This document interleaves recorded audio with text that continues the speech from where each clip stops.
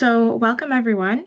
My name is Lauren Young. I am the program manager at the 3Rs Collaborative, and I'm really excited to have you all joining us today for the first webinar and workshop in our 2025 series with the IQ Consortium. And today's workshop, as I'm sure you know, will be on using artificial intelligence and machine learning with MPS. So I'm going to begin today just giving a short intro on these webinars and the 3RC, and then we'll hear from David from the IQ. So to begin, I just want to give a quick disclaimer. I'm just going to read right from the slides here. This webinar and workshop series is made up of companies who may be competitors or customers of one another. Accordingly, nothing discussed during these webinars and workshops are intended to result in an agreement on price, exclude suppliers from any market, or otherwise restrain competition.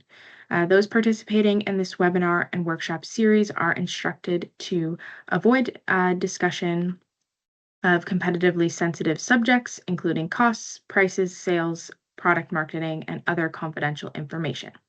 In addition, neither the 3RC nor the IQ will use contact information received during this collaboration for marketing purposes or engage in marketing or sales conduct during collaboration activities.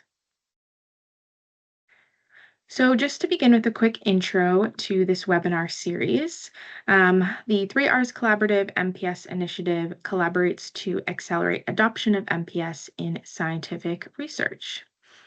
And our initiative seeks to increase adoption and regulatory acceptance in coordination with animal studies. And we're able to do this due to our diverse collaborators. So this here on the screen is just our board of directors. But we also have over 50 member institutions and over 75 members currently part of our MPS initiative. And we have 5 main aims. So one is to provide thought leadership and expert consensus from developers, to facilitate appropriate discussion, collaboration, and sharing between developers, to create direct engagement between developers and regulatory agencies, to develop external partnerships and collaborations within the field, and to create resources to facilitate increased engagement with developers. And we do this through our 3 main work streams, our regulatory, technology expo, and end user. And I'm just going to give a brief overview of what these 3 groups are working on in 2025. So we're constantly engaging with end users. We had a number of amazing accomplishments in 2024. And in 2025, we look forward to continuing these workshops, presenting at conferences, submitting to Altex Corners, and ideally organizing some additional webinars on relevant topics for end users. So stay tuned for that.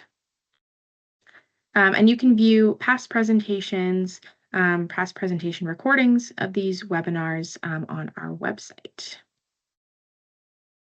And then we also have our regulatory group, which also had amazing accomplishments in 2024. And in 2025, I just want to highlight that our publication on perspectives on using MPS for regulatory applications is officially published, which you can access with the QR code there.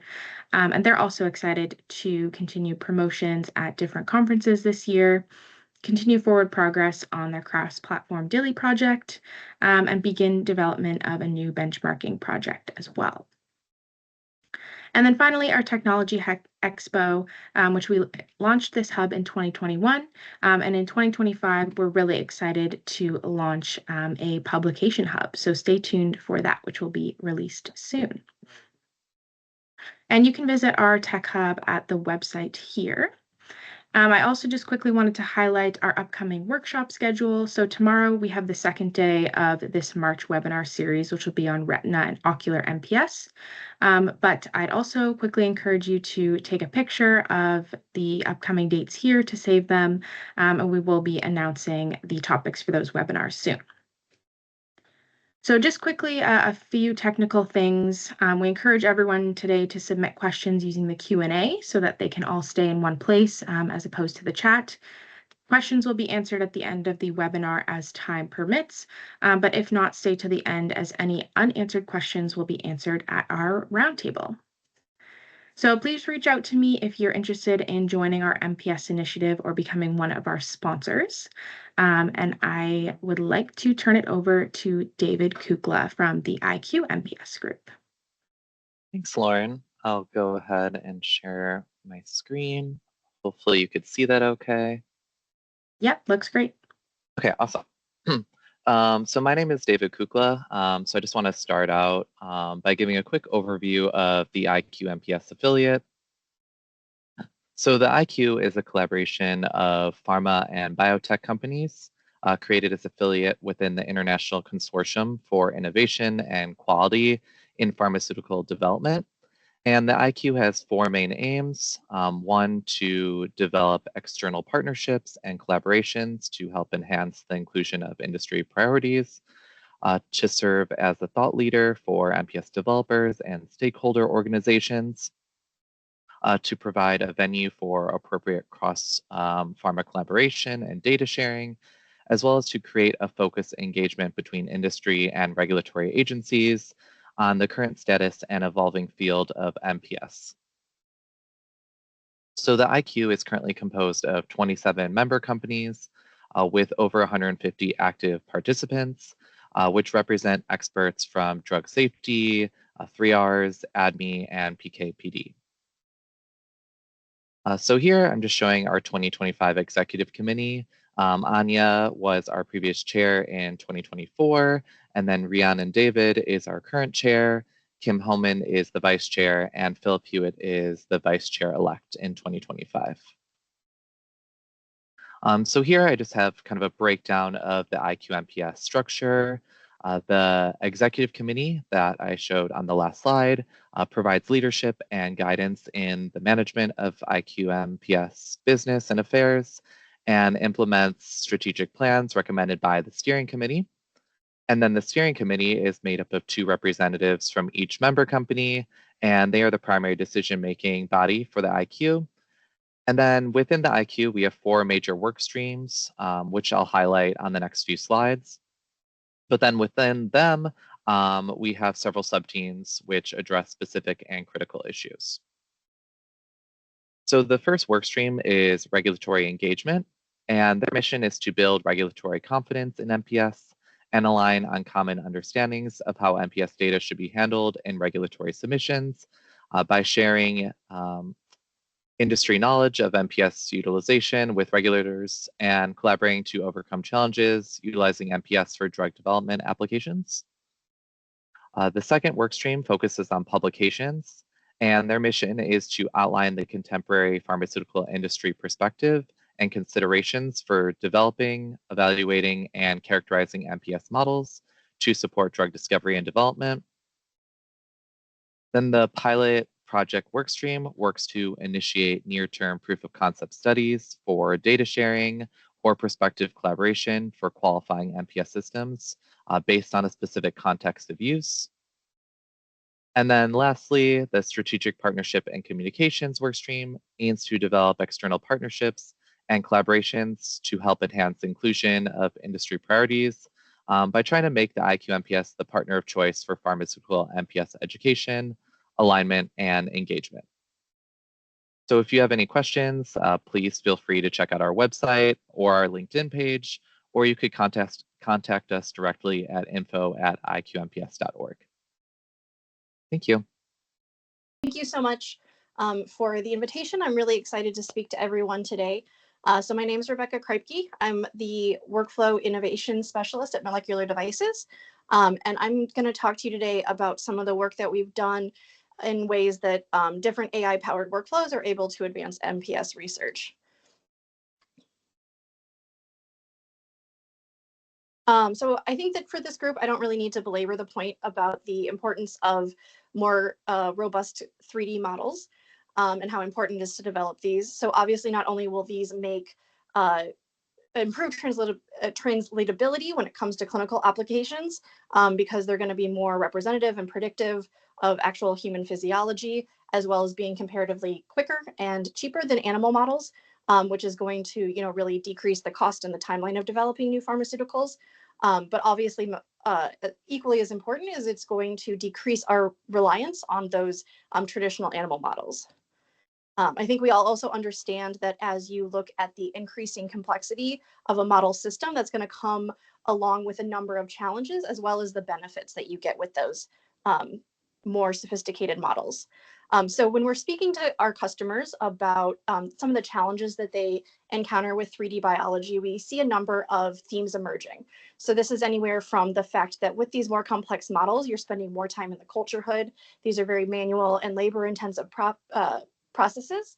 It's also very difficult to scale. So if you're looking to get a large volume of cultured material, that can be very difficult, in part because it does require those a high level of skill and expertise in your end users. There's a bit of a lack of robust and reproducible protocols. And again, because these processes are so complex, it can be very difficult to automate them. So in order to successfully deploy some of these MPS models in a more robust way, scientists are really going to require a scientific or a technology partner that's able to work with them. So at Molecular Devices, we're able to use our years of research in this field in order to be that collaborative partner. So we're able to do this in a number of different ways, from exploiting automation technologies in order to help scale that 3D biology. We're able to maximize our use of artificial intelligence to really help guide specifically data-driven analysis and decision-making across the drug discovery process. We work with customers to commercialize fully integrated screening systems to be able to bring you that end-to-end workflow that connects the entire process that you are running in your lab. And ultimately, the aim here is to increase that access to organoids, because we really want to help pioneer a future where researchers are empowered to personalize therapies and thereby improve global health. So to that end, we've used our expertise to develop a new tool for scientists who are looking to implement these complex 3D models in their labs. So that's going to be our Cell Express AI. It's an automated cell culture system. So within the box, you have a liquid handler, an incubator, as well as an imager. And what that's going to allow you to do is we tie it all together nicely with a very user-friendly software platform. And that's going to give you the freedom to really fully automate your entire cell culture process. And so what the real beauty of this system is that it's going to leverage our expertise in imaging and AI-based image analysis to really be the engine that drives that system. So it can offload a lot of the more demanding aspects of your cell culture processes and address a lot of the most key pain points that we see when we're speaking with our customers. So in terms of what those challenges are, we conducted a survey where we talked to hundreds of 3D cell culture scientists and asked them the question, what challenges have you faced or do you expect to face when implementing these 3D models in your lab? And we had a lot of, again, those similar concepts come up. The three specifically that I'm going to address today are that one at the top, being able to scale up and get access to a large amount of that cultured material. The high batch-to-batch variability and low reproducibility when it comes to growing complex models, as well as difficulty in characterizing those 3D models. So today I'll be presenting some data that was collected by our applications team using the Cell Express at our headquarters in San Jose, California, and demonstrate the ways that we can use these AI-powered automated cell culture to alleviate those major challenges that you encounter in long-term high throughput organoid culture. So starting with that first challenge with high batch-to-batch variability with low reproducibility. So obviously when you're doing a process over and over again manually, especially one that involves a lot of pipetting, it's expected that you would see, not only batch-to-batch or well-to-well variability, but you're also going to experience a lot of variability operator to operator. And now when it comes to growing organoids or these complex 3D models, this variability gets introduced really at the beginning of the process when you're setting up those hydrogel domes in which you're going to grow those organoids.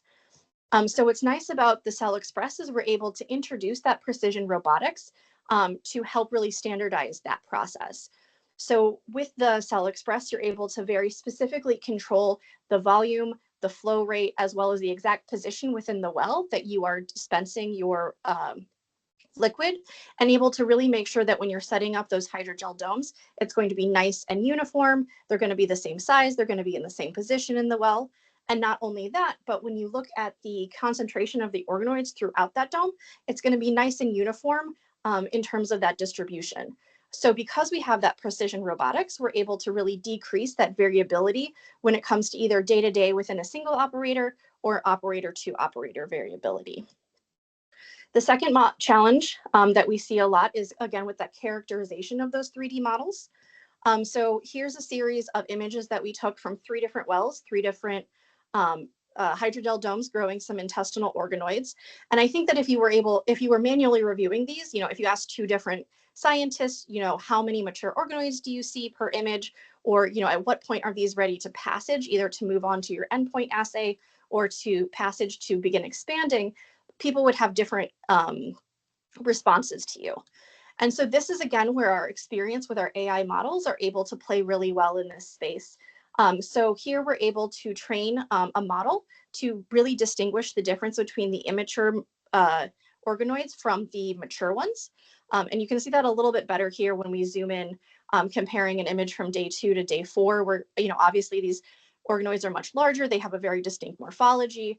And so you're able to use those AI-based models to identify, how many organoids do you have total per dome, how many of them are mature, what's that ratio, and really specifically in an objective and reproducible way, trace all of that through your cultures. Additionally, because, we've developed all of this, if you need to do some more of those complex, a little bit more complex, sophisticated image analysis, we are able to couple the Cell Express with any of our other high content imagers. So for example, our HCSAI, in order to, really expand the capabilities even within the one system, to get any sort of analysis that you would need out of the system of your MPS. And then lastly, what I want to talk about is the way we sort of tie all of this together to address that third challenge, which is the ability to scale up and have access to a large volume of that cultured material. So again, it's a very laborious, time-intensive process. So this is a very basic workflow that I've mapped out here. So, you seed your organoids into a 24-well plate, put those into an incubator. Let's say you're monitoring those by eye every 24 hours or so. You're feeding them, doing a media exchange about every 48. At some point, someone needs to make a decision about when it's time to passage those cultures. And even if you do a really basic 1-to-4, kind of on the low side of, ratio for your passaging, if you're trying to do one of these robust large-scale studies, the amount of plates that you have associated with any given experiment, as well as the amount of time your scientists are spending in the lab doing basic monitoring and feeding, is going to, balloon very quickly. There are traditional automated work cells that can address this, but these tend to be very complex. So you're sourcing a lot of different pieces of laboratory equipment, as well as having to combine a number of different software packages. And for the right user, this is a great solution, but it really requires that the users have a large amount of automation experience, which not every lab has that. So with the Cell Express, we've been able to simplify all of that. We've combined basically 4 more software packages into a single unified platform that allows you to do a very drag and drop, high level, easy to put together protocol. So this is what that protocol that I had mapped out previously looks like, where you're feeding every 48 hours, imaging every 24, and then using that AI image analysis to guide your passaging decisions. And so you're really able to move from this very clunky manual process to a complete turnkey solution where you're able to do all of this within one instrument. So in terms of what that looks like, I have some videos. So for seeding, as I said, we're able to use the precision robotics to seed and plate those individual hydrogel domes with your organoids in them at the beginning of the process. We're able to specifically control where in the well the pipettes are going, as well as the flow rate of liquid through the pipette tip. And this is going to allow you to very easily and gently do any sort of media exchanges to keep going, with those cultures as the organoids continue to grow and develop. As I mentioned in the last section, we're able to use the onboard imager to do pretty sophisticated image analysis. We're able to classify and track the development of your organoids and pull out any of that data that you need. As well as eventually doing passaging. So we have developed the ability to automate the disruption of those hydrogel domes so that you're able to harvest the organoids that are growing in those domes and reseed them out for either additional expansion or multiple analysis. And again, this is all driven on that AI-guided decision-making basis. So when you're setting up your protocol, it's very easy to define what your decision-making rules are and what actions you want to follow from them.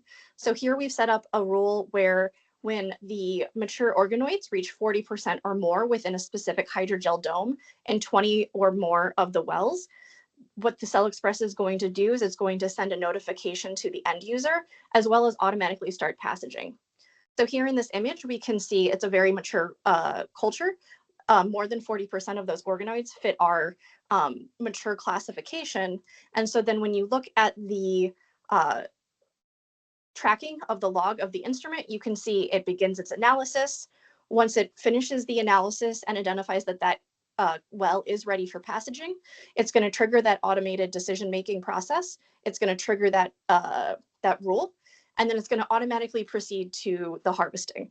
So this allows you to really offload a lot of those very cumbersome processes and let the instrument take care of it. So what is really great is it's going to really, as I said, free up your time. So you can see here, again, the comparison between the immature culture and the mature culture as those organoids continue to grow and automatically be passaged, which you can see here at our, at our time points. As those organoids continue to mature, it'll trigger that decision making, it'll get passaged, and then they will continue to develop and mature in culture in those, future plates. And that's all quantified very easily and straightforwardly within the software. So just to bring it all back to what I've discussed today. The ways that molecular devices that we're really using are AI-powered workflows to advance MPS workflows. So for the first challenge that we talked about was the high batch-to-batch variability, and that's where the addition of the precision robotics is really going to help reduce that. In terms of characterization of the 3D models, we're able to use our experience with AI-based image analysis to objectively characterize them and then really drive those decisions on the platform. And what that means is that when it comes to scaling up or being able to increase your access to a large amount of this cultured material, you're able to use all of that AI-guided decision-making to efficiently scale up, where you're not spending hours in the lab in a hood doing this. And so you're really able to focus on the actual discovery part of the process. So with that, thank you very much for your time. Here is information on how to get in contact with me. We'd love to hear from you if you have. I think I have a little bit of time for some questions. Otherwise, we'd love to hear from you about your MPS needs. All right, thank you. Hello, and thank you so much, and thank you also for the 3Rs Collaborative for having me here. I'm Christopher Long. I'm from Hesperos. We are the Human on a Chip company. I'll focus today on some of our work where we've integrated machine learning, not the focus, but it's integrated in what we do, into the systems and the data we generate, with a focus, in this case, with the pharmacokinetic, pharmacodynamic modeling for in vivo prediction using human on a chip systems.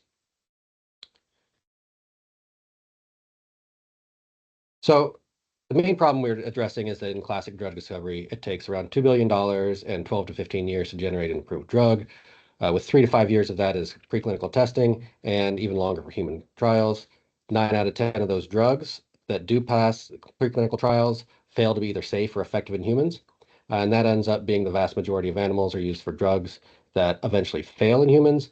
There's a tremendous financial cost and investment, and there's a low rate of drugs becoming available for patients.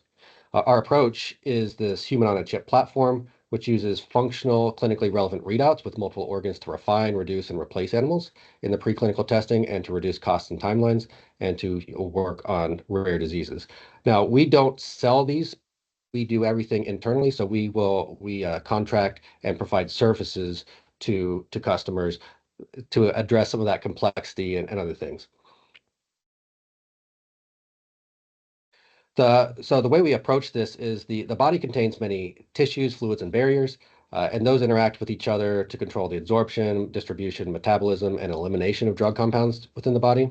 And an approach called the physiologically based pharmacokinetic modeling aims to describe that behavior by splitting the body into compartments and defining those relationships.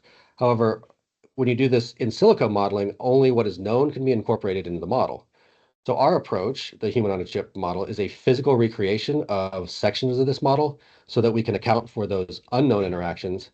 And we focus on multiple organs at once in a common recirculating serum-free medium so we can look at organ-organ interaction, and we can make these reconfigurable based on the client.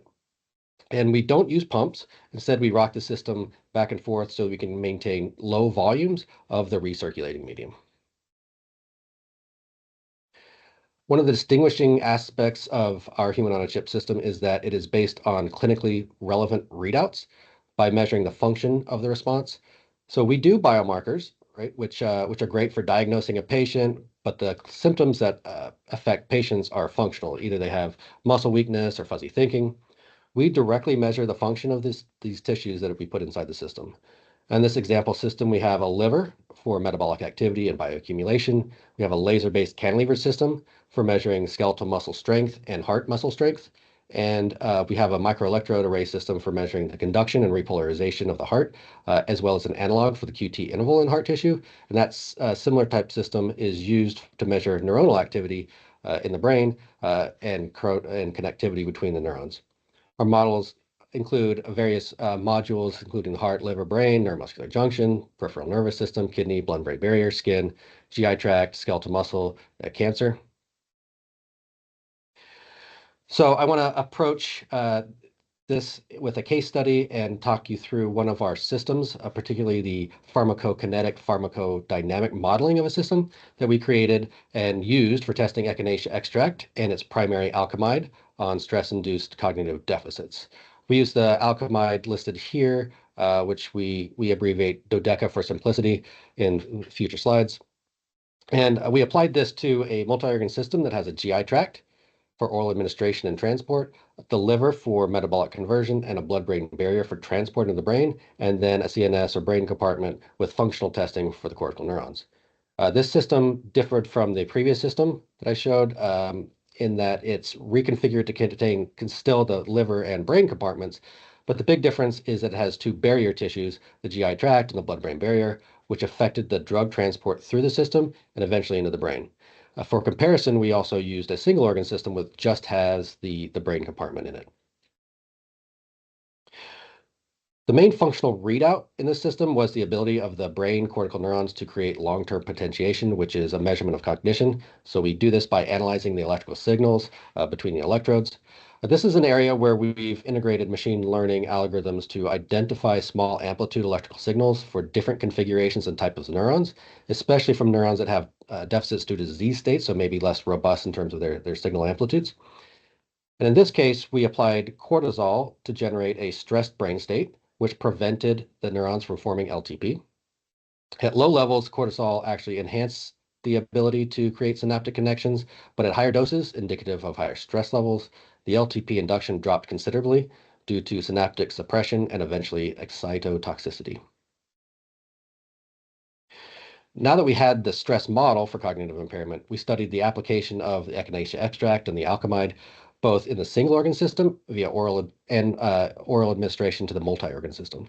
In the single organ system, the dodeca ameliorated the stress-induced deficits at 4 hours post-administration, but this effect wore off after 24 hours. In the multi-organ system, when dosed into the GI tract chamber, the effects increased over 24 hours as the compound passed through the GI tract barrier, interacted with the liver, and then passed through the blood-brain barrier. One thing to note is that the echinacea extract had a higher effect than expected given its nominal dodeca content, indicating additional effects both in the single and multi-organ systems. So this is some of that unknown interactions that we're talking about identifying that we can't necessarily use just in silico. To then study the PK-PD relationships in the system, we first performed pharmacokinetic modeling, which is overall shown here. This included mixing throughout the system, absorption in the housing materials, protein binding, medium changes, metabolic conversions, and tissue transport. This PK process was modeled in Phoenix using a population approach shown here in the bottom left, as well as schematically on the right. The fluid paths of the system are shown in the upper left with each organ included, the GI tract, the liver, the blood-brain barrier, the brain itself, and all of the fluid paths as well. So these interactions among the fluid compartments through the barrier tissues were captured in the Phoenix model shown in those three compartments down in the bottom left.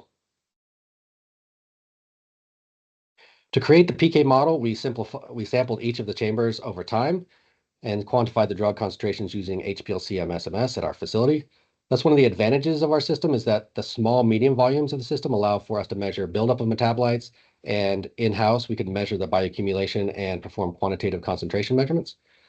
The resulting modeled concentrations here are shown for the 3 different liquid compartments: for the GI compartment, the blood analog, and the CNS or brain compartment. Each of those chambers does have a different profile based on the pharmacokinetic processes, primarily transport, but also metabolism. And because the compounds were dosed orally, so you see the concentration starts in the GI tract compartment, it passes through the GI barrier to the blood, and once in the blood, passed through the blood-brain barrier to enter the brain.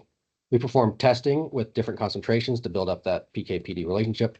And since we are measuring the function in the CNS compartment, the modeled concentrations in the CNS compartment are going to be the most important for the PK-PD relationships. So we then use the human-on-a-chip pharmacokinetic model that we in the previous slide, along with the LTP data, to create a PK-PD relationship for dodeca's effect on the stress-induced LTP deficits. The CNS concentration for each of the administered doses was fed into a direct link model and an indirect model to fit for PK-PD relationships using the functional measurements. The direct link model exceeded the performance of the indirect link model, which is consistent with the expectation that these alkamides primarily function by binding to surface receptors of the neurons and in a reversible manner. However, the indirect model would be useful in cases of accumulated compound causing physiological changes. So this will depend on the mechanism of action, so we can model that in both ways, kind of tease out those mechanisms, or apply known mechanism to figure out which process is preferred.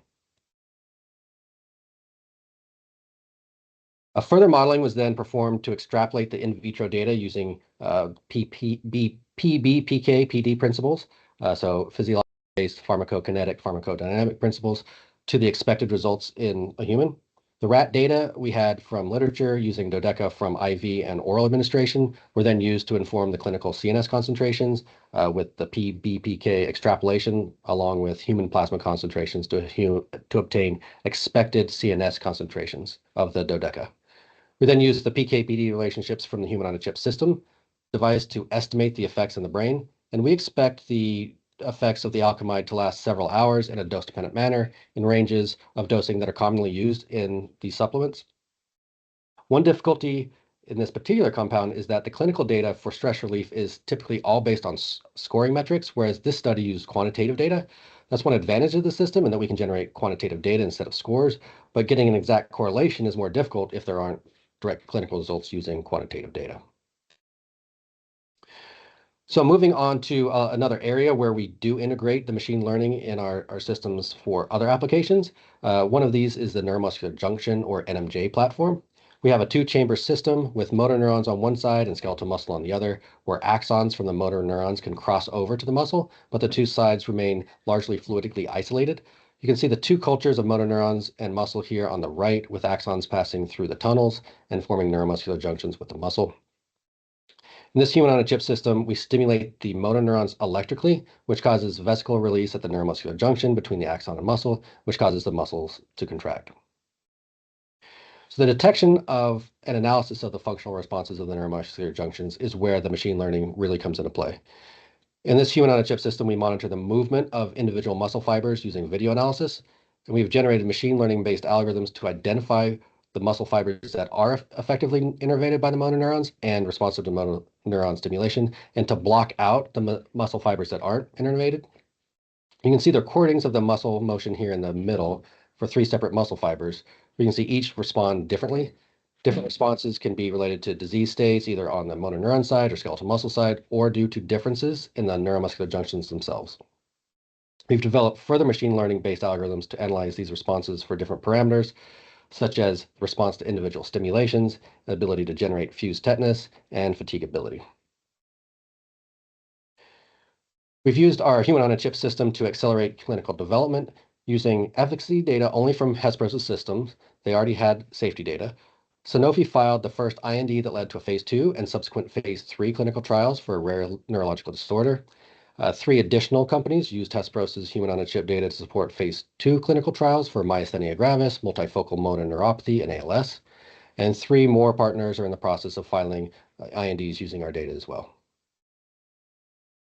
So I'd like to close in highlighting that Hesperos' human-on-a-chip system is really a platform that we can reconfigure and have a range of more specific systems and constructs that we can include.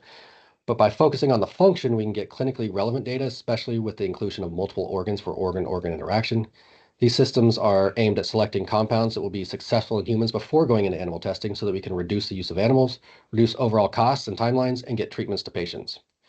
One of the real passions we have at Hesperos is for rare diseases, where traditional testing, especially for efficacy, cannot be, or is either so cost prohibitive or even impossible because there aren't models for them, so that we can help give patients hope and to help find treatments. And here's the information on how to contact us, and thank you so much. My name is Florian. I'm from TissUse, and we are a Berlin-based company doing MPS for close to 15 years now. And I think you've all seen this slide in many variances. The message is always the same. We have an issue in drug development, in drug testing, and animal tests are systemic but not human enough, and most alternatives are human but not systemic enough. So I don't want to go into every detail here, but this leads to a big problem in drug development. We see another problem because right now there are amazing MPS platforms out there. There's a very good lab automation out there, and there are amazing artificial intelligence companies out there as well, but they are not working together. Our approach is to combine these 3 elements into one solution, our HuMimic platform, and I have today the opportunity to tell you a little bit more about it. So regarding our chip technology, I think many of you have seen them. This is a chip 4 with up to 5 organs. It has a blood circuit, it has a urine circuit, it includes intestine, liver, distribution system, kidney. So basically everything you need for ADME compliant and PBPK compliant tests. And they are used worldwide in drug development. There are many publications out of them about this out on the internet. And yeah, so this is the one part, but with this audience, I don't think I have to go too much into the MPS. So let's focus on the second part, which is the automation. So for us, the MPS system is not just about the biology, it's always about the data. And for data, you have to get, automation is always the best solution. So this is the Autolab. We are selling these devices for a few years now. They are used by customers and by us internally as well. And basically, I don't know, can you see my mouse? I don't think so, right? Yeah, we can see your mouse. Yeah, okay, perfect. There's like up here our chips, our MPS chips. This is basically a liquid handler opening the chips, doing everything for feeding and analysis. Below we have a microscope. So this is a bright field and fluorescence microscope which move below every chip whenever we want. So the chip always stays fixed, just the analysis and liquid handling moves around it. And below we have a fridge where we can store up to 66 well plates for several weeks. So basically whatever is required for the MPS assay is done here completely automatically. So this is our platform, but today we wanted to focus on the data, and here's some examples about what we can get out of it. So for the microscope, it's, for example, the imaging, and for the imaging, we have like cell and spheroid control, where we get like position, circularity, degradation, growth. So whatever we can analyze out of an image, we can track. But the interesting part is not about the images on its own, it's about the changes between the different time points and put them in a correlation to the substance applications and so on. And that's why the amount of data sample is very, very relevant. And in our device, it's between 10 milliseconds up to minutes, where you can take different images from different positions, samples, and so on. So what can we do with this kind of data? And this is just one use case we have done. On the right side, you see two images. So the upper part is a channel with stained endothelial cells, and the lower image is the same area but without the staining. And what we've done is we took several thousand images in our chips with this combination of fluorescence and bright field imaging, and we built basically an AI-based sensor to detect endothelial cells without staining. Why have we done this? We have endothelial cells in many different chips, and they simulate our vascular systems, they indicate toxicity, and we can see indicators about our flow by analyzing the orientation. But when we stain it, we always influence the system. So we wanted to develop something where we can analyze the endothelial cells without doing the staining, avoiding toxicity, phototoxicity, and so on. The result was a pipeline. So on the left side, there's like a bright field image, and on the right side, there's the prediction. Where are the cells? So if I color them in red, it looks a little bit more like a calcein staining. But if we overlay it with the real image of the staining, we can see that it's quite accurate, especially for our AI models, because we want to analyze the discrete size, orientation, and density of cells. So this was a very successful, a very good approach where we saw the benefits of automation combined with AI. But this doesn't look very biological. So a student of mine took the same data set and built like a virtual staining.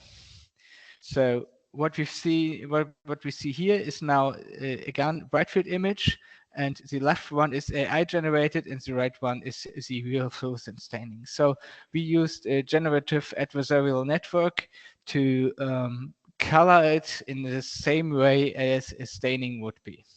So this is more for the usual view for the biologists, but for the technical evaluation, the other one is even more relevant.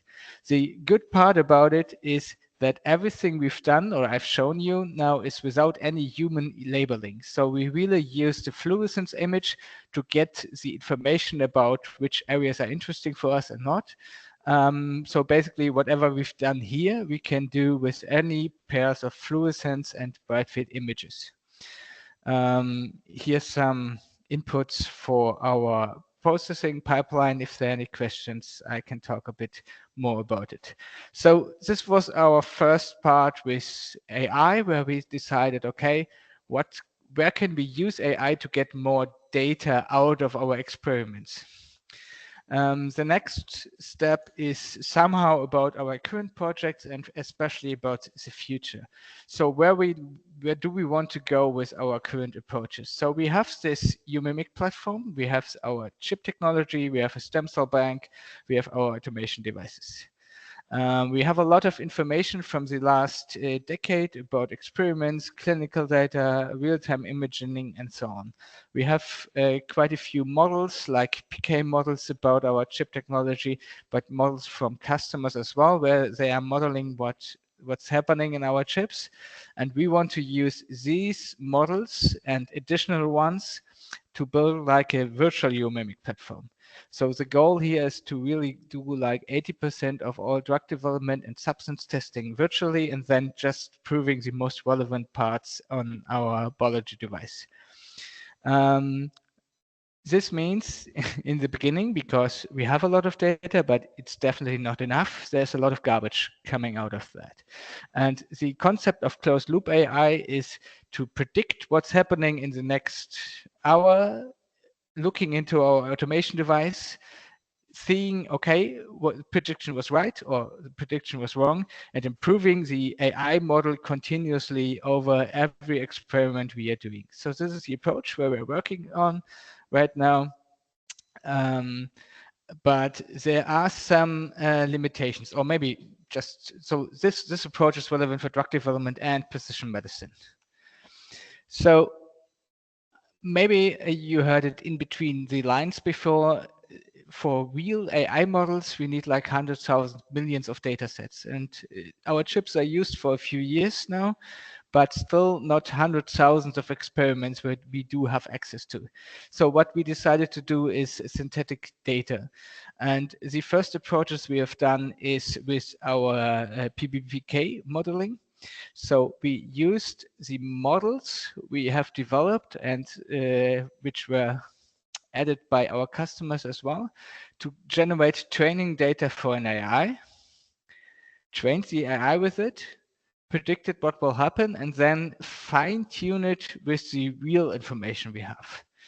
So some parameters for the PK model. I don't think I will focus on this. If there are questions, I'm happy to answer them afterwards.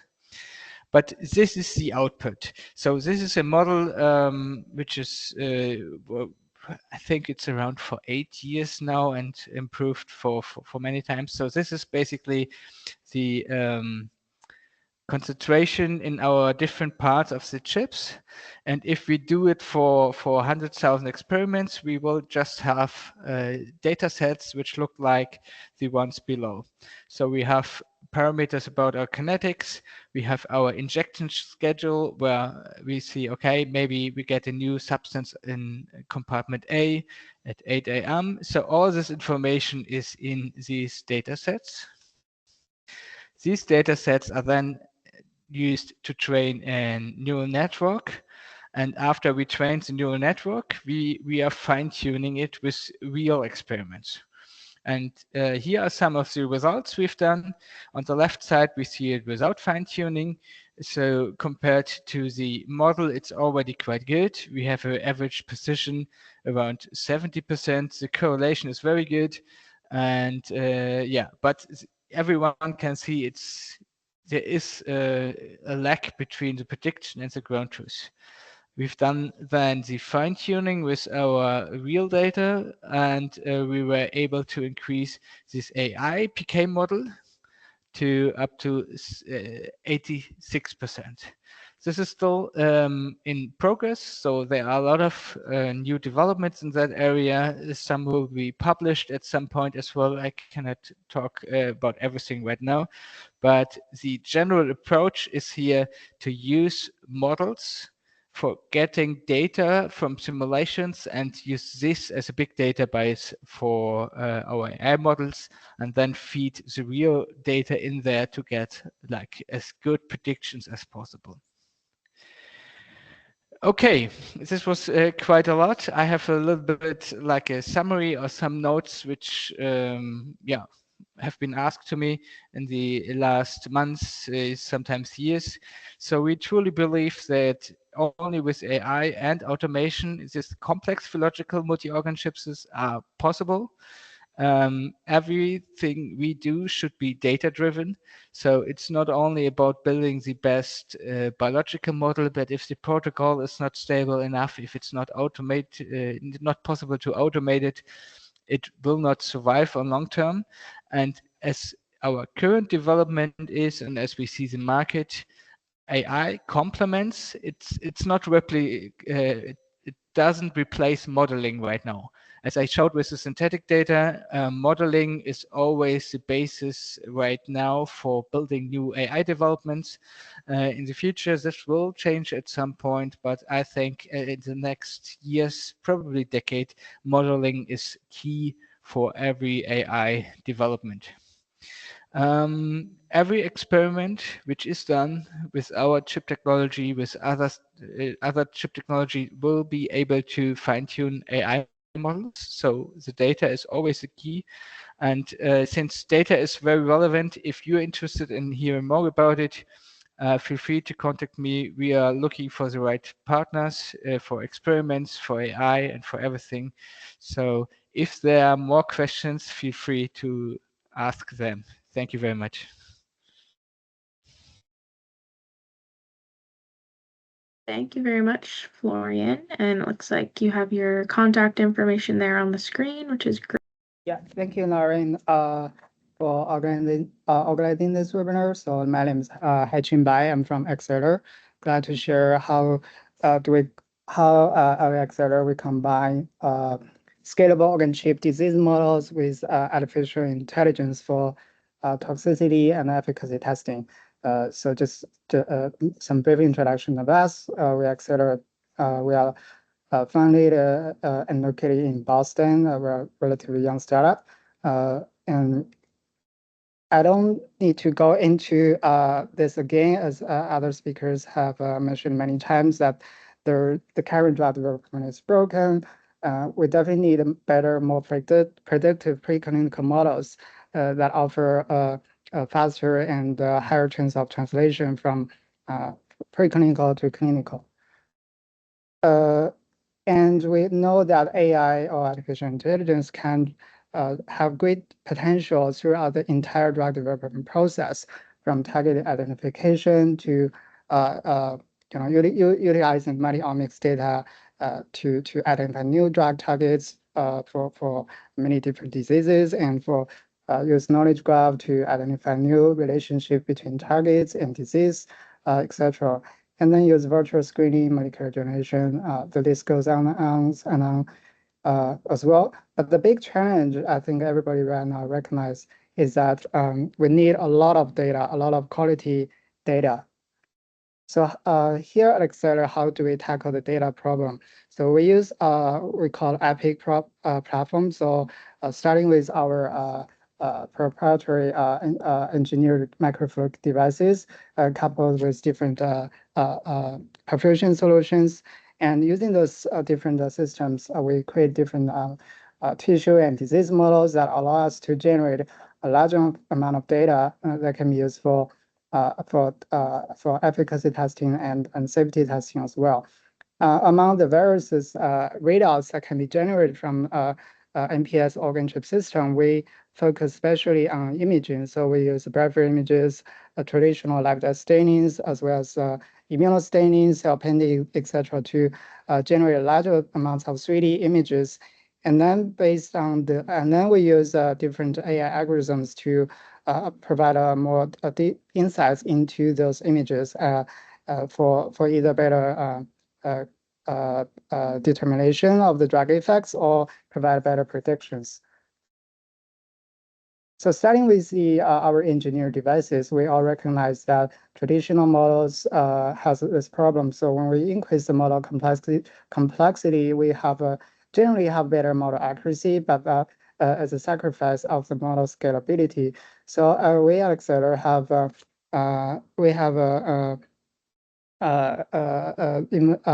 established many flexible choices of microfluidic devices to meet the needs of different tissue and disease types, as well as different applications. I recognize that for the target identification and then more to high throughput screening, the needs on the throughput as well as the readout might be different. Compared with many other lab built devices or other commercial products, our devices have a few advantages. I don't want to go into the detail, but the big one is that I just want to highlight a few ones that are, number one, our devices are 100% thermoplastic. It is injection molded, so the cost efficiency is really great to generate larger amounts of data. And then our device is also SDS format compatible, so meaning that it is compatible to many off-the-shelf automation devices and liquid handlers. And importantly, there is no membranes between different channels, such as a porous membrane. So that will allow us to it will allow direct cell-cell contacts. We also offer a flexible mode of perfusion, so it can be the medium or cells. The medium can be perfused by a gravity-based flow or using a traditional pump-based flow. And again, we did a lot of optimization to our devices so that it's amenable for imaging-based readouts. The goal for all these efforts is to enable the generation of a large amount of high quality and human relevant data. So this is one of our devices that's relatively low or medium throughput. It's we call OCPlex 8 or 32. So it's in a standard well-placed format. It features 4 different devices. Within each devices, there are like there are 8 individual channels. So on the right side, just example of some of the models, tissue models that we have created based on these different devices. And we have done a thorough characterization of the models in terms of the biomarker expression, gene expression, so that it try to approximate the human as closely as possible. So the models including livers, cancer, and some others out there. So the one of the big challenge to generate large amounts of quality data is scalability as well as standardization.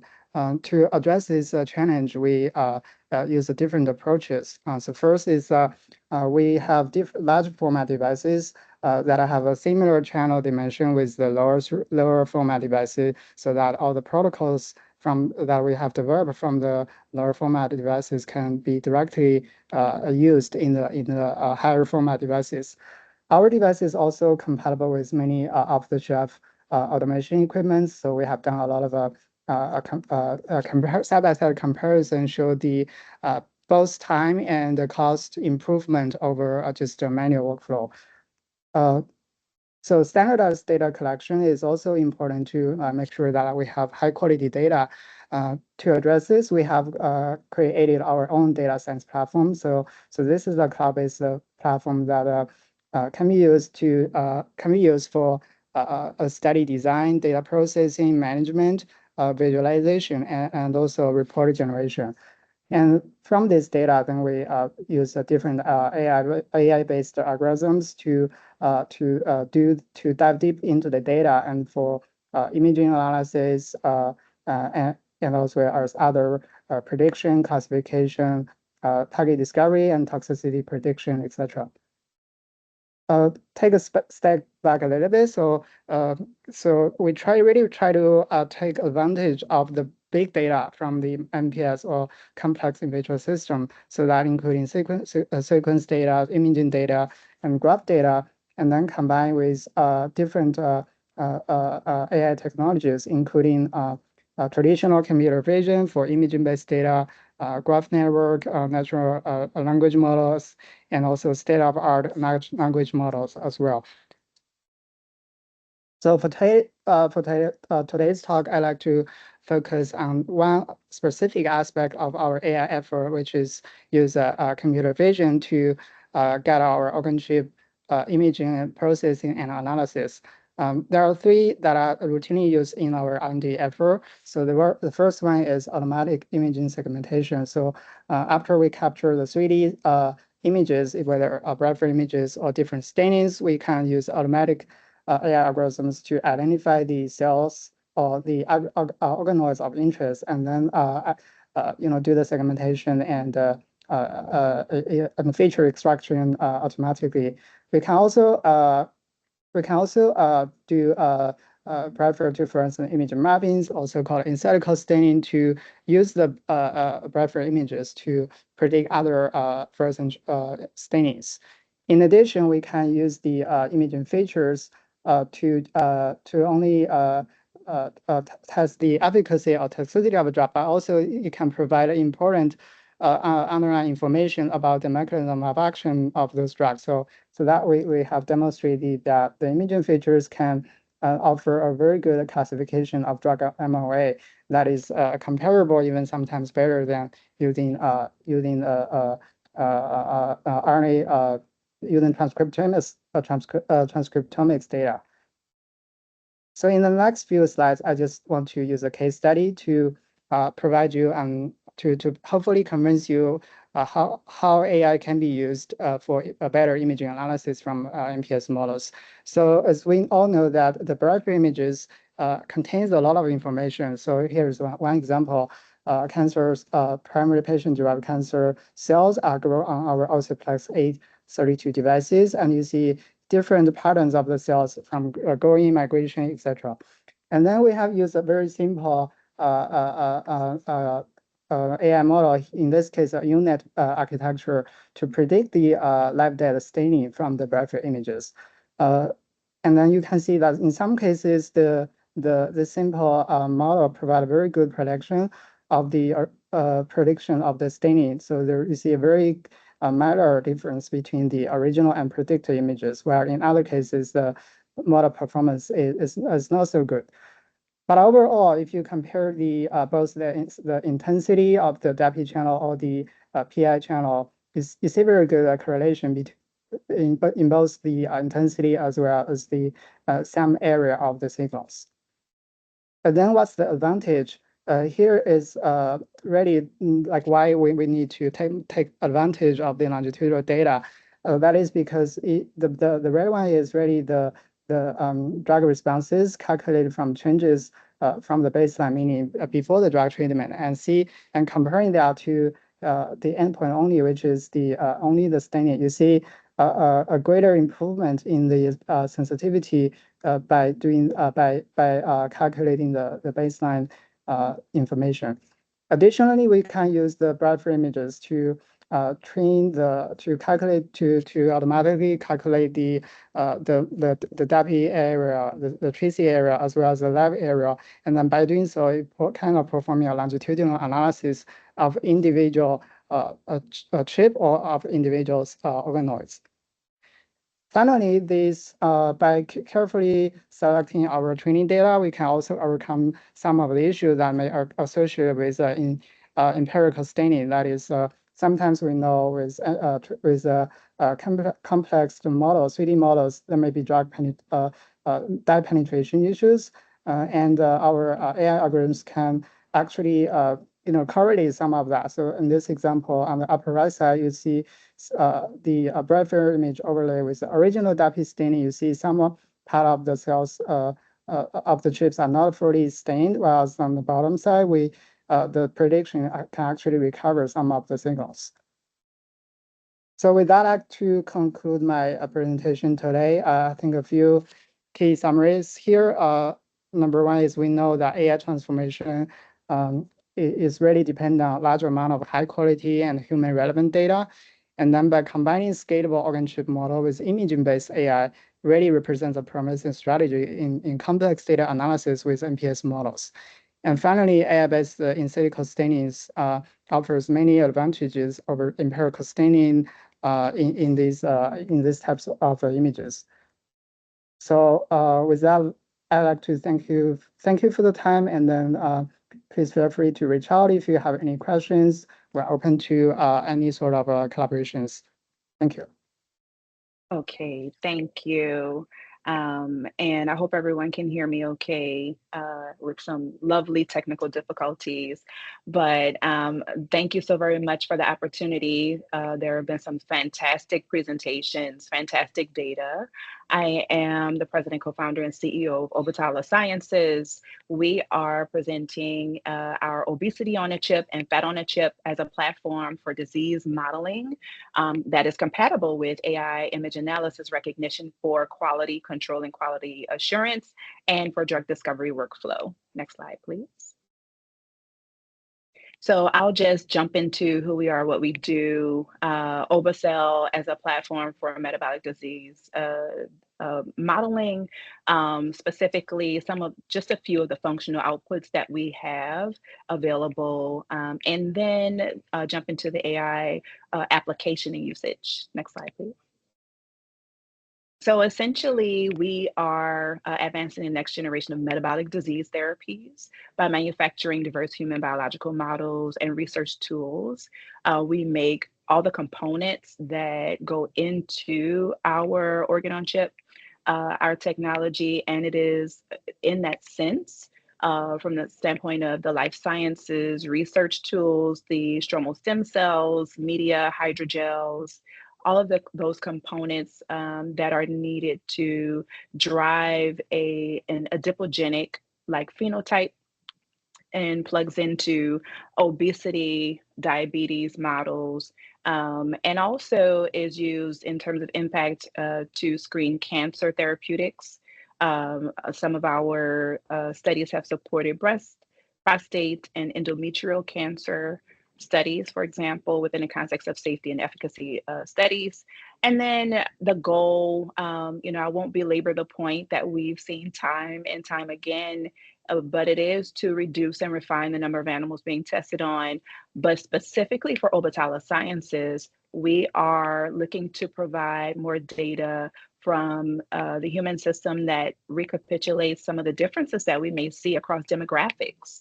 And so this includes age, sex, race, ethnicity, disease status in the way of metabolic disease, so non-diabetic versus diabetic patients. We have models that represent that. And the goal is to support a world in which enriched preclinical insights create the future therapies that are accessible and equitable, independent of demographic background. Next slide, please. And so to that effect, just one of the areas that we're targeting within the context of metabolic disease, diabetes is the 8th leading cause of death in the US, according to the CDC. And there is a difference as we look across racial ethnic impact in terms of prevalence, in terms of the severity of diabetes, and also age. Next slide, please. And so our solution is very similar to many that you have seen in the way of combining the different elements to use within a platform, whether static or perfusion. Ours is compatible with both. But again, the difference being the retaining of some of the key features that are unique to some of the different demographics that we are deriving the tissue from. And so we are recycling tissue. We partner with plastic surgeons, orthopedic physicians, medical institutions around the country to get tissue under patient-informed consent under Western IRB approved protocols. And we use that as a starting material for both the stem cells, the pre-adipocytes, and the hydrogels. So all of our hydrogels are human-derived as well. Next slide, please. And another thing that I'll just briefly highlight is that all of our manufacturing processes are under ISO 9001 2015 compliance. Obatala manufactures these components and our chips with good documentation practices, good laboratory practices, and with a well-defined infrastructure with respect to QA/QC, which the AI is supporting on the expansion side as well as scaling up. And so we're very excited to discuss the compatibility there. Next slide, please. And so I'll start off with our fat on a chip in terms of the organ chips that we have. And again, our goal and distinguishing feature at Obatala, besides manufacturing all of the components ourselves that go into our chips under ISO 9001 certification, is also the incorporation of these cells and components from patients of varying backgrounds. And so to that effect, we have donors. We either start off with individual cells from individuals that represent a specific sex, race, ethnicity, or metabolic disease background, or pools of donors. We also can mimic tissue from different anatomical locations. And so that includes subcutaneous, visceral adipose, and all of the multiple depots that exist within that context, which also provides a range of functionality when we look at weight loss. And so, for example, the perirenal and epicardiac regions, which have more of a beige or bright feasibility in terms of functional outputs, thermogenic responses, compared to the abdominal adipose or that within the thigh, or even the pink adipose tissue found within the breast.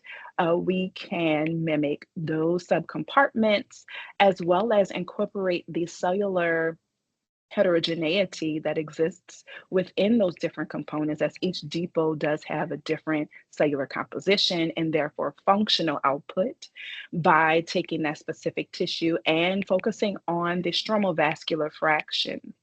The stromal vascular fraction contains a host of subpopulations that include the endothelial subpopulations, the vascular compartments, so the vascular smooth muscle cells as well, the hematopoietic stem stromal cells that are circulating from the bone marrow and are tissue resident at the time of harvest, the adipose-derived stromal stem populations, and also the immune cells that are the naive B and T, as well as macrophages and neutrophils that exist within the adipose and contribute to the immune functional components within many disease modeling scenarios. And so we're able to mimic the vascular compartment, the immune, the adipose, as well as the differences that exist across different disease outcomes. Next slide, please. And so with our obesity on chip, we are able to, that specific model starts off more as a unicellular model. So we're not incorporating the multiple subcompartments, but really narrowing down and honing in on the hallmark of obesity as hypertrophy. And so that requires overcoming the size restrictions, the size limitations that have been historically present when we look at modeling adipocytes in traditional two-dimensional format, sticking cells to plastic. And so that requires generating adipocytes that are at least 30 microns in diameter.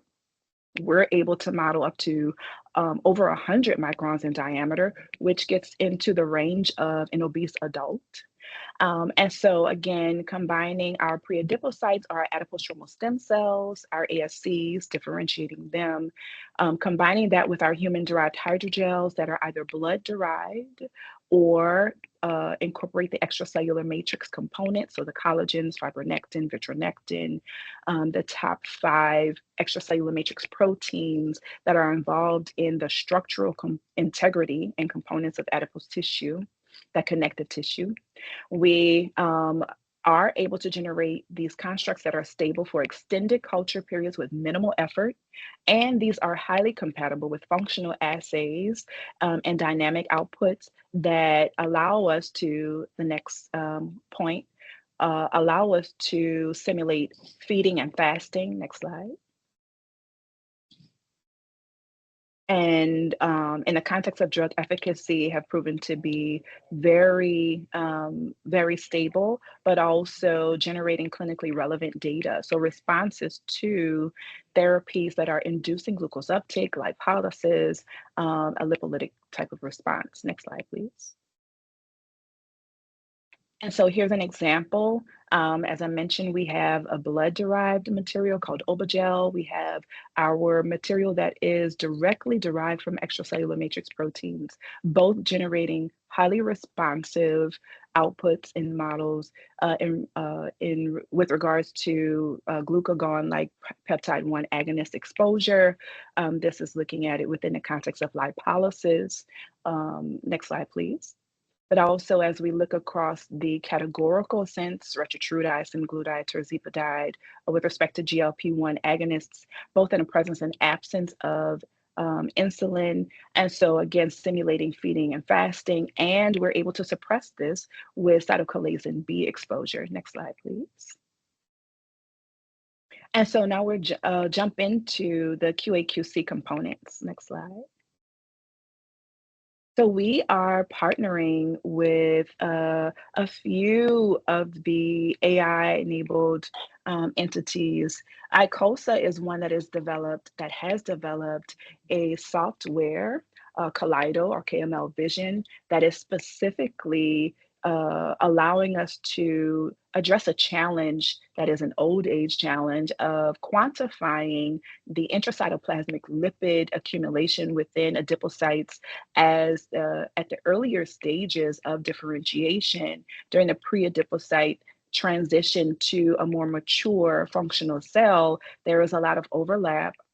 And when we look at the morphological changes that occur, that can help us to get greater insight into changes with respect to efficacy upon exposure to certain compounds, it becomes even more challenging. And so this software allows us to not only distinguish from among lipid droplets, and what we have on the left is a stain of an earlier differentiated system with pre-adipocytes that incorporates a lipolytic stain, Budipi, in a FITC channel, and then a DAPI for nuclear stain. We can distinguish between the different droplets with the development of the unilocular cells, but we can also train the system for recognition as we continue to have growth and overlap of the droplets. Next slide, please. We are also partnering with Molecular Devices, which gave a fantastic presentation a bit earlier, for their Image Express system. This is a direct application whereby we were able to plug our obesity on chip and fat on chip into their 96-well Image Express software, looking at Z-stacks and 20x magnification, leverage the Ncarta image analysis software to use the AI and train the model really to identify the lipid droplets. And so this is a preliminary result from a 96-well plate. Next slide, please. When we look a bit deeper at the Ncarta analysis, we're able to use multiple images and apply image annotation with the labeling tools for object of interest and background identification, use the annotated images to provide the ground truth, and that is used to is added to train the software for a training set and incorporated into a new model. And so the Synapse process outlined here basically describes that, where we're able to start off with an image set without the existing model, we're able to use and annotate images to incorporate for testing, similar to what you've seen earlier. But the outputs are very robust and allow us to eventually scale up the reading, scanning, and analysis of these as a match to high content, high quality imaging as we are performing the functional readouts in the way of glucose uptake and lipolysis. Next slide, please. And so some of the readouts that are very helpful as we look across the fat on chip compared to the obesity on chip. One of I mentioned the hallmarks of obesity is the hypertrophic adipocyte. And so being able to quantify the difference in that lipid area in a very robust manner. And this can be expanded as a deep learning model that uses the Synapse training. This can be expanded to donor-based differences, which we're very excited to look at in the future. And so next slide, please, which is jumping into the AI drug discovery and MPS. And it's just a couple slides there.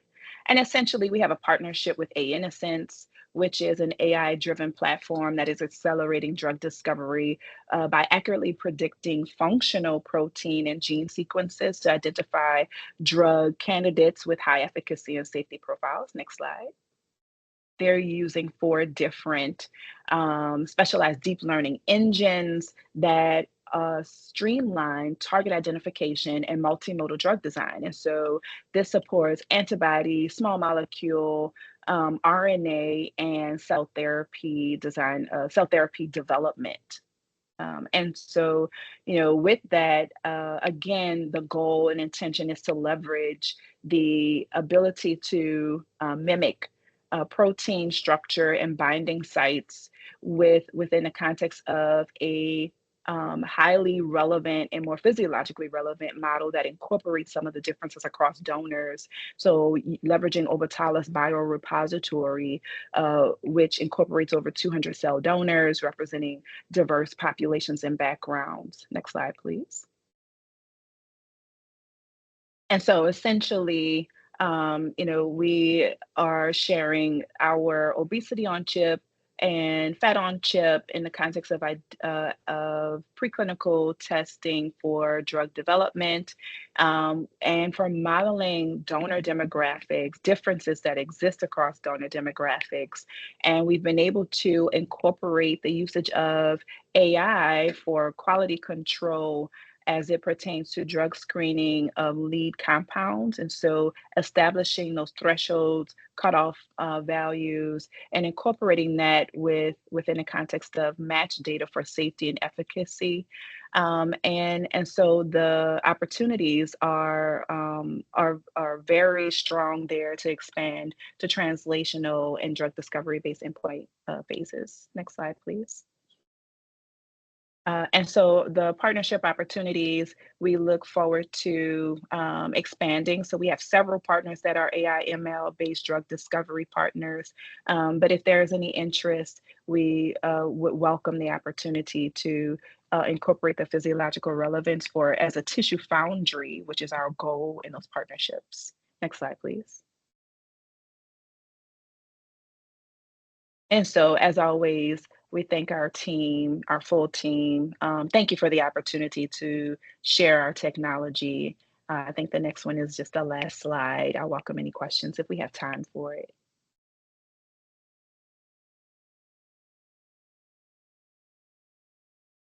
Great. Thank you so much, Trivia. There is a question for you in the chat, but just before I ask it, I just want to remind everyone that after this, we'll have all of our speakers who are able to stay come back on screen. And so if you have any questions for any of our speakers today or for all of them, please think about those and take some time to put them into the Q&A now. So Trivia, I'll just give you a moment to answer this question for you. How did you qualify that the donors were representative for a specific demographic subpopulation? Yes, great question. Our team has spent a lot of time on that specific point. We have compared within our laboratory and that of our collaborators, differences across donors, excuse me. We've done this over several years and published some of that work within Stem Cells and Technology, a number of the related journals. And so we've looked at morphological changes. We've looked at the stemness, markers of stemness, the indicators of functional response across ages, across many of those parameters that I mentioned and outlined, demographic differences. We looked at it at the gene expression level, the functional with respect to glucose uptake lipolysis, those metabolic functional outputs, seahorse, which provides oxygenation, ECAR output. And so there's a host of analyses that we have performed where we've been able to support some of the historical data and expand some of those observations in a way of differences across age, for example, differences within the metabolic disease arena. I'd be happy to share any of those publications with anyone, and I can share them through you, Lauren, if there is additional questions there. Awesome. Thanks so much, Trivia. Okay, so I'll have all of our speakers come back on screen for those of you that can stay. I don't see any questions yet, so maybe I'll start with kind of just a general question for everyone, and I can go through and whoever wants to start. But I know many of you discussed in your presentations today kind of the challenges that AI and machine learning are able to help address.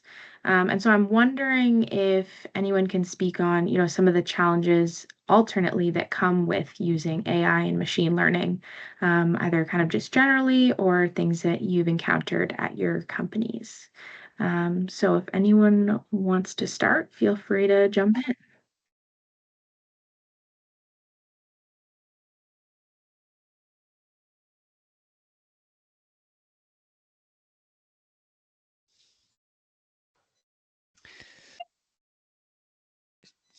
So I think one of the big challenges is the expertise. So we have like amazing AI scientists out there where they are amazing stem cell experts and so on, but in between there are like big gaps. And for us, it was like quite an intense challenge to find the best in a specific way, which are able to understand the other disciplines as well. So this interdisciplinary approach, which every one of us has to deal with, is, I think, a big challenge with the current AI landscape. And for us, the solution is basically a big onboarding. So everyone here, so when I came here, I really learned in the wet lab to work with our chips and so on. But I think this is a challenge for everyone, and it makes it hard to directly start. You really have to understand a lot of other disciplines. Yeah, thanks, Florian. Rebecca, I see you're unmuted if you want to chime in. Yeah, I think sort of to piggyback on that, I think having the like really robust data sets to feed into it, I think we all know that, garbage in, garbage out. So, you can't just say, oh, I'll have AI figure it out. You actually have to have a sense of like how exactly you want to apply that AI tool. Because it is a very powerful tool, but it's not a wizard. So making sure that you're approaching it with a specific goal or data set in mind. Maybe I can add a few another point. So as we have experienced, so the AI, as I mentioned in my presentation, really requires a large amount of data and high quality data.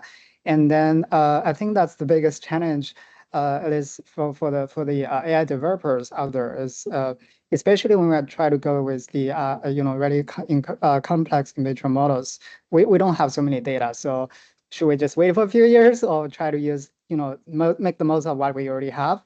So I think building the confidence, really to have this intermediate interaction between the biologists and data scientists and the machine learning scientists to, try to understand the data, first understand the problems, and then use only, one aspect to begin to build confidence between, different teams. I think that's critical. So I think one critical aspect, as many of the speakers alluded to today, is imaging data. So like, we all generate a lot of imaging data, during the model calculations, validation, etc. So how can we better use this data? I think that's an important thing. So the other point I also want to mention is the standardization of the format, because for machine learning training really relies on very structured or clean data. And then for biologists, we pride ourselves on flexibility. So, and that is creating a problem. So how do we think, even before we have enough data, can we think about better ways to compile all the data in a standard format? I think that's also critical. Yeah, that's really insightful. Thank you. Chris, I don't know if you have anything else you want to add besides what's been said.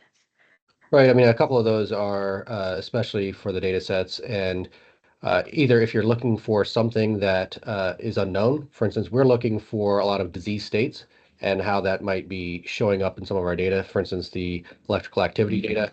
If that's already not existing, how do you identify that using machine learning algorithms so you can reveal it? Or if you overtrain using good quality data or standard data, normal data, which may be fantastic, you may actually train away the ability to detect things that deviate from there, right? So if everything is the deviations are all going to be within that normal data set, then fantastic, it's going to work really well. But if you actually train it to reject things that are different than the normal, and that's exactly what you're looking for, then you're going to actually mistrain your model. Yeah, that's a great point. Thanks, Chris. Okay, I don't see any other questions at this time. So I think we can go ahead and close out the event. Thank you so much to all of you for those really interesting presentations today. It was really fun to do something a little bit different than what we might normally do with our disease or organ-specific models. So thank you guys so much for participating.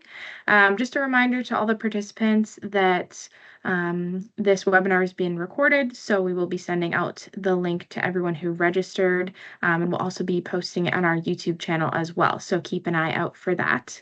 And I'll go ahead and close the event at this time, but thanks again to all of our speakers, and we look forward to seeing you at the next webinar.